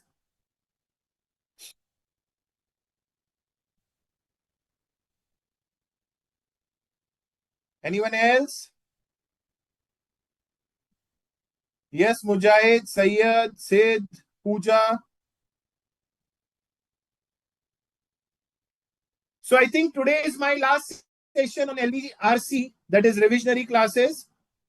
An important suggestion from my side, don't try to check the solution, prepare your own answers. Write down your own answers and then check the final solution.